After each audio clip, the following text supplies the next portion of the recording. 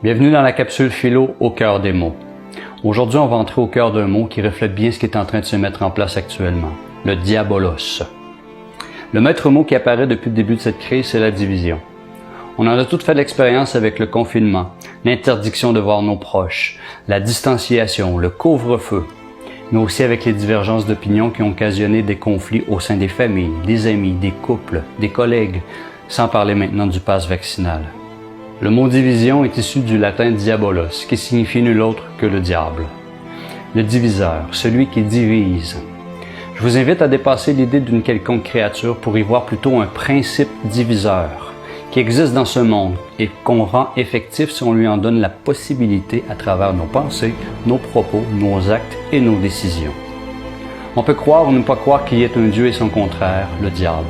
Mais en revanche, on ne peut pas douter des bienfaits qui résultent de l'union, de la reliance et des répercussions chaotiques qu'engendre la séparation et la division. Le diable, c'est tout ce qui pousse à la division et comme ce mot l'indique, nous pousse à deux visions, à une vision double pour ne pas dire trouble. Le diable, c'est tout ce qui engendre la séparation et qui rompt les liens avec les autres, la nature et le divin. Dans la tradition, le diable a pour fonction de faire obstacle au divin, de nous détourner de lui, de notre lumière, de la voiler, d'y faire de l'ombre. Au-delà de toute croyance, de toute opinion, de tout dogme, ce qui rassemble et tend vers l'unité nous rend plus forts. Et spirituellement, bien sûr, c'est relié au divin. Et tout ce qui amène la division des uns avec les autres nous affaiblit et est relié à ce fameux diabole. On connaît tous ce fameux diviser pour mieux régner, sûrement inspiré de nos textes sacrés anciens, où il est dit que tout royaume divisé contre lui-même est dévasté. On voit bien quel principe veut régner actuellement. Toute cette histoire va bien au-delà de la santé et de la politique. Un autre aspect de ce diabolos, c'est qu'il est aussi appelé le calomnieur et l'accusateur. Ce principe du diable est donc actif et présent quand on veut dénaturer, déformer les faits, mais aussi quand on commence à dénigrer les autres, à accuser, à blâmer et à culpabiliser les autres. On a bien vu à l'œuvre ce principe la dernière année. Tout ça au nom de quoi? Au nom de la santé. Au nom de la santé, on crée la division au sein des populations quand on sait très bien que la santé provient de la cohésion et de l'unité. Et j'ajouterai aussi du libre mouvement. Là, il va y avoir restriction et interdiction de la libre circulation dans divers lieux. Si vous contraignez le mouvement dans le corps, c'est l'apparition de la douleur, de l'inflammation, de l'infection et de la maladie. C'est un principe de vie essentiel.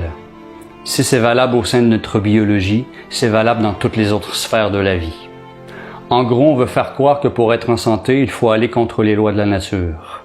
Tout a été inversé et ça, c'est le signe qu'on est entré dans la perversion, qui veut dire littéralement que les choses ont été détournées de leur vraie nature. En langue des oiseaux, on entend perversion, détourné du Père, du divin et de ses lois.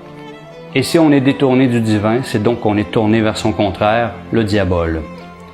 Je vous apprends rien si je vous dis que la perversion, c'est le mode opératoire du diabolos. Encore une fois, ne voyez pas un personnage, mais plutôt le principe diviseur présent dans ce monde. Ce qui est en train de se passer est aussi un reflet de ce qu'on est devenu en tant qu'humanité. Depuis longtemps, le cœur de l'homme est détourné de sa lumière. La sphère spirituelle a été étouffée. Et je cite Albert Einstein, « Dieu ne créa pas le mal. Le mal est le résultat de l'absence de Dieu dans le cœur des hommes. » Il est de notre responsabilité de choisir vers quel principe on se tourne et lequel on décide de servir. L'humanité entière est appelée à ce retournement, dont j'ai d'ailleurs parlé dans ma capsule sur les bouleversements que je vous invite à revoir. On a vu que le dia, du mot diabole, désigne la séparation, mais c'est aussi une racine espagnole, buenos dias, qui signifie la lumière du jour. Alors peut-être que le diabole a une double fonction, et si oui, c'est l'ultime recours, une aide pour nous secouer et éveiller enfin nos consciences. L'humanité est face à deux chemins, où chacun est responsable de choisir où il dirige ses pas. Dans Le Seigneur des Anneaux, il y a un personnage qui dit « La terre du milieu est au bord de la destruction, nul ne peut y échapper. Vous vous unirez ou vous serez vaincus. Chaque race est liée à ce destin, à ce sort comme un. » Je rappelle encore que le mot « humanité » est construit sur le mot « unité ». Pour terminer, je vais citer mon ami Gandalf. Saruman pense que seul un grand pouvoir peut tenir le mal en échec. Mais ce n'est pas ce que j'ai découvert. Je crois que ce sont les petites choses, les gestes quotidiens des gens ordinaires qui nous préservent du mal. de simples actes de bonté et d'amour. Pour vaincre ce principe qui cherche à diviser, à calomnier, à accuser, à juger, essayons chacun à notre petite échelle de ne pas prendre part à ce jeu et à ne pas alimenter cet égrégore. Et essayons de tendre vers l'entraide, la fraternité et de rester unis. Si vous avez aimé, commentez et partagez cette vidéo si le cœur vous en dit. À très bientôt pour une autre capsule philo au cœur des mots.